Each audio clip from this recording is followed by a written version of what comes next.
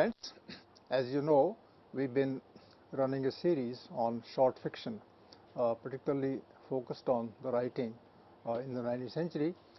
And in that series, we have already given 4 or 5 discussions of me and the team to which I belong. And last time I spoke on Chekhov's story, The Bride, and you would have seen that to be very thought-provoking, very realistic, at the same time hugely entertaining. And today's author is a woman this time, Charlotte Perkins Gilman. She was born in the 19th century, and she lived quite a number of years in the 20th century. As you know that she has Perkins and Gilman as parts of her name. The important thing about this author is that initially she was a part of the society from the conventional angle, but then she was not happy in her marriage and decided later on to separate from her husband. And when that happened, then she lost any kind of chance to persist on the basis of money that she might have used and needed. And so she started writing in order to earn money. So that's an important part. She's a writer who writes with a purpose, and one of the purposes is to sustain herself economically. So that is Charlotte Perkins Gilman for us. The title of the story is The Yellow Wallpaper.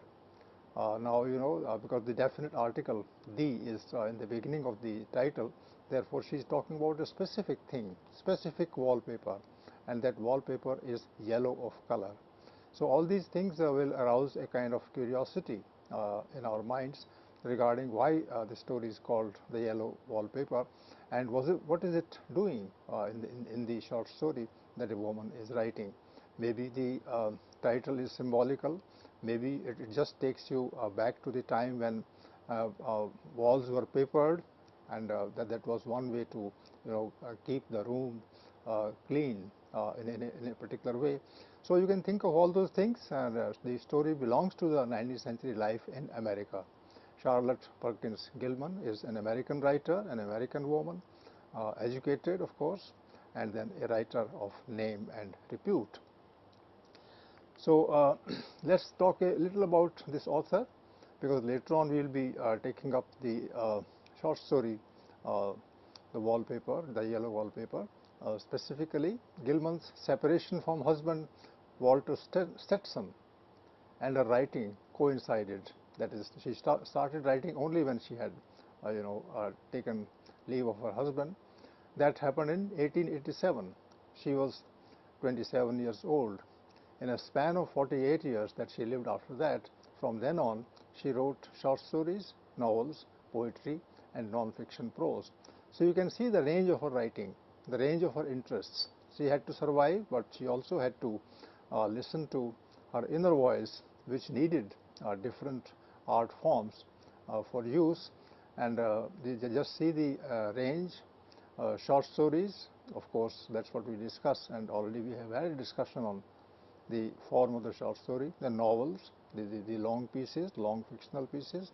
Poetry which is symbolical, which is lyrical, which is spontaneous, which is evocative, all those things.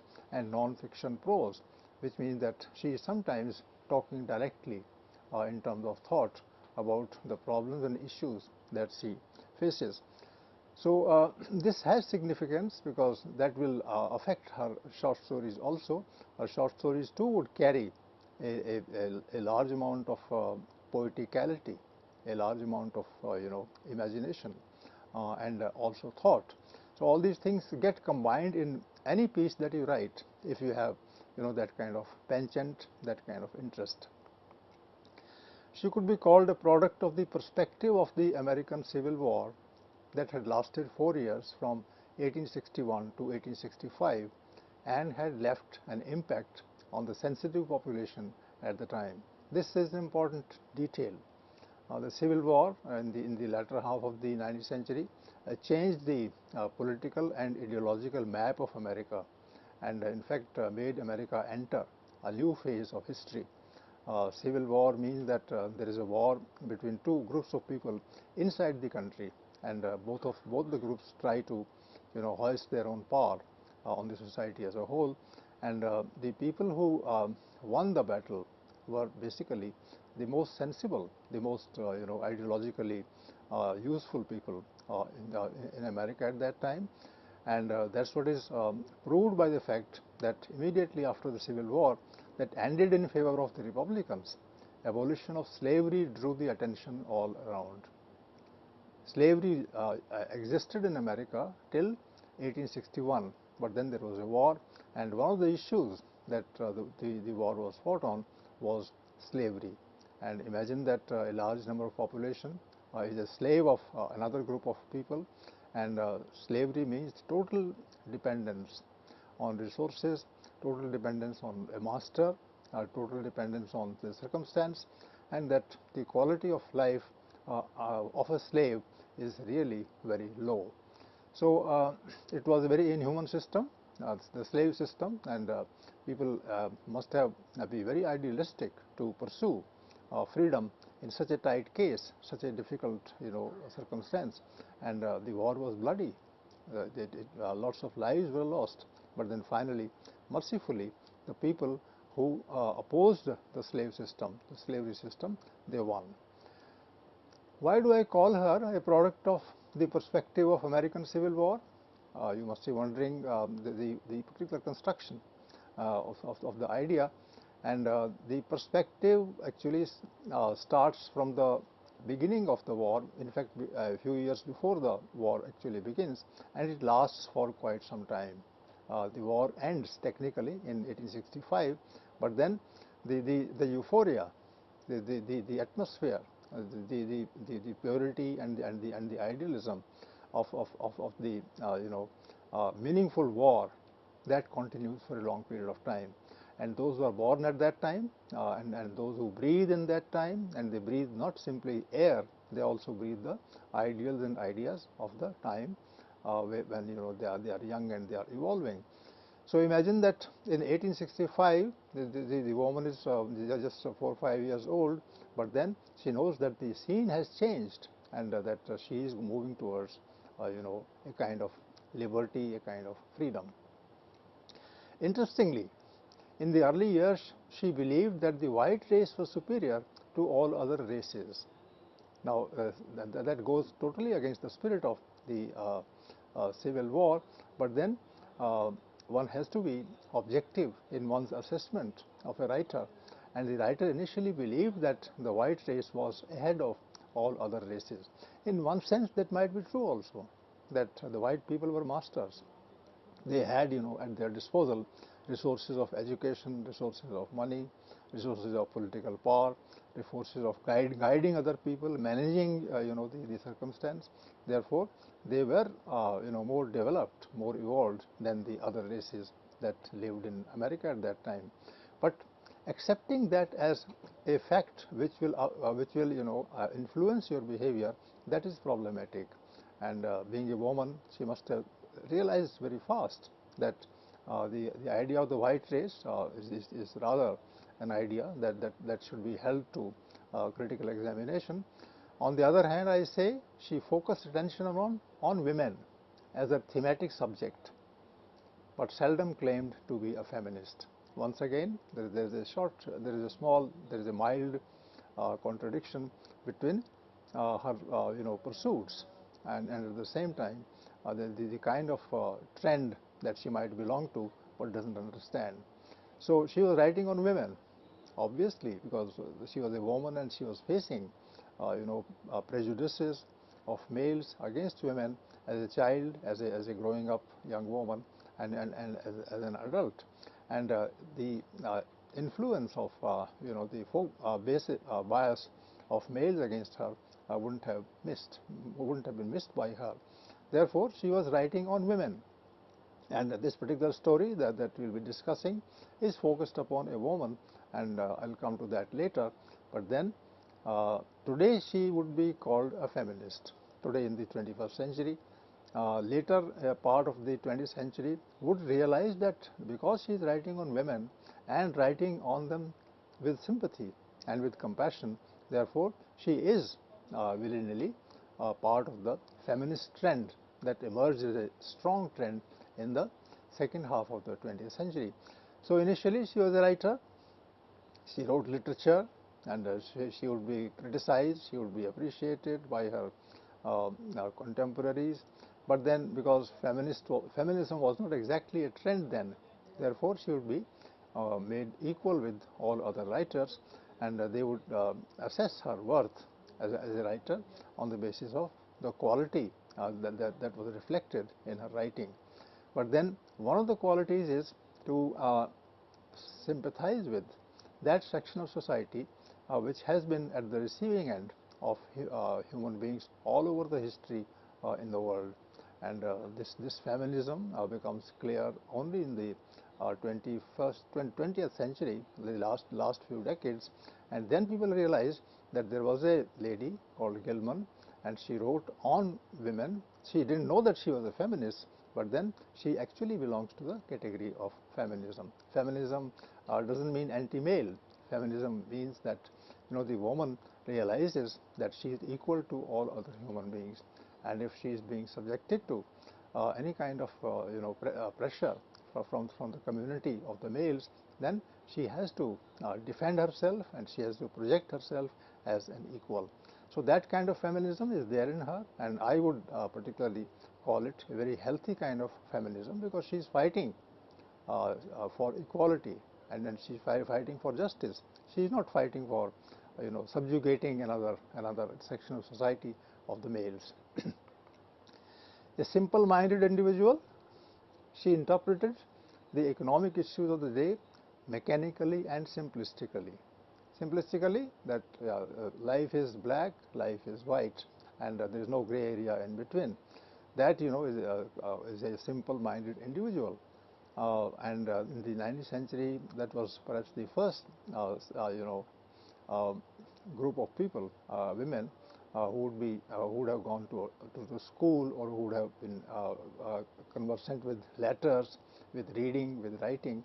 Therefore, initially they were simple-minded individuals, and because there was always economic pressure on women, so one can also say that she was trying to understand life of a woman in economic terms.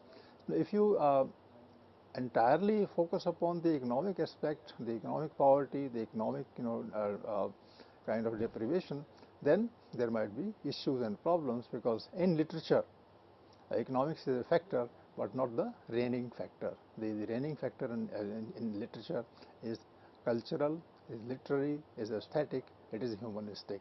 Therefore, she has to learn quite a bit in the 19th century, and she learns it fast, and she learns it instinctively. Even though the mind is simple, the observation is sharp, and she will someday be guided by, even in the aesthetic field, by what she perceives, what she observes.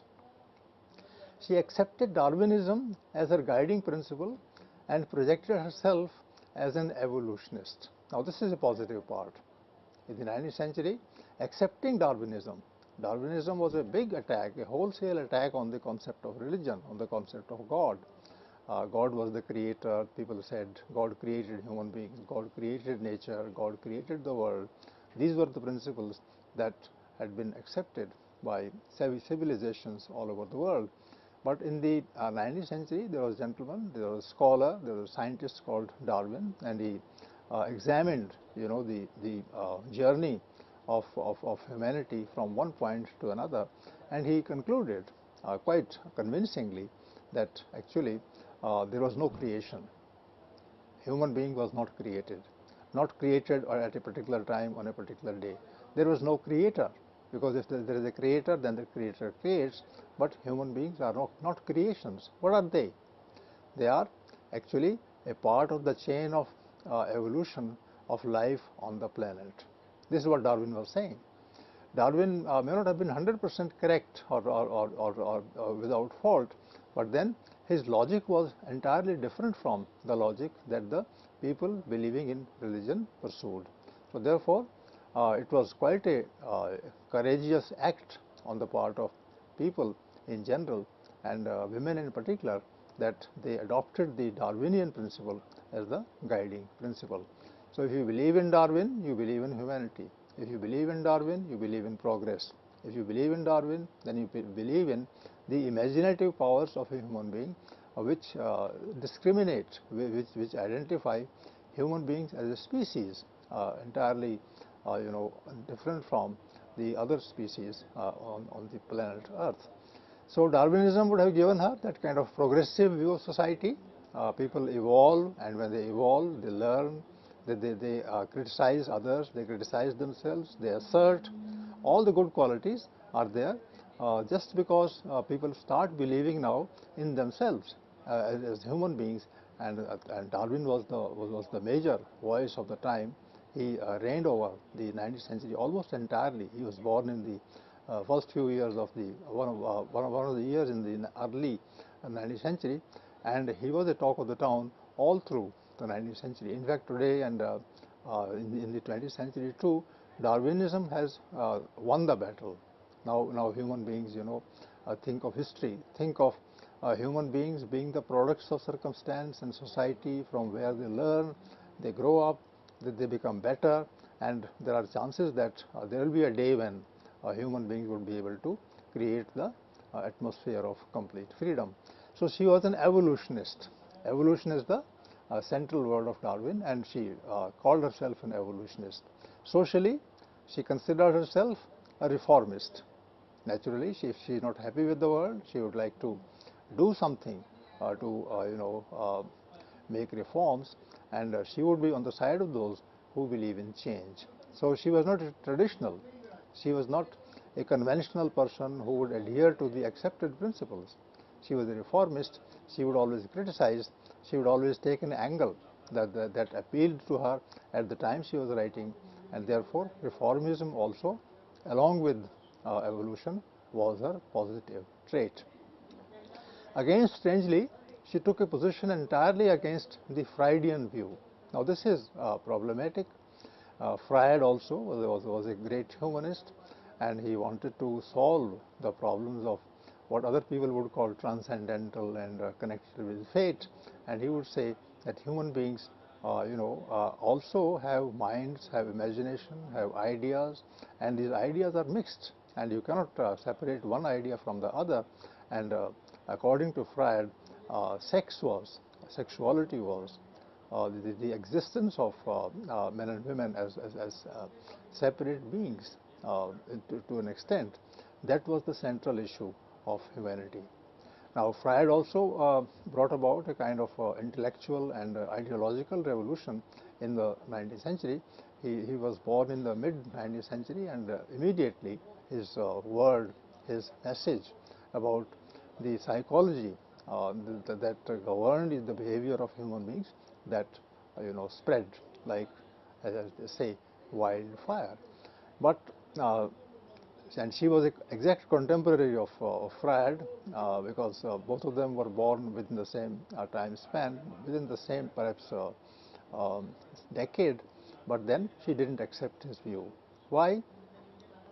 The reasons were that she believed more in society, she believed more in equality and reform, and therefore the idea of psychology that human beings have a mind, and the inside forces working in the mind affect them, influence them, compel them to go in a certain direction and avoid another direction.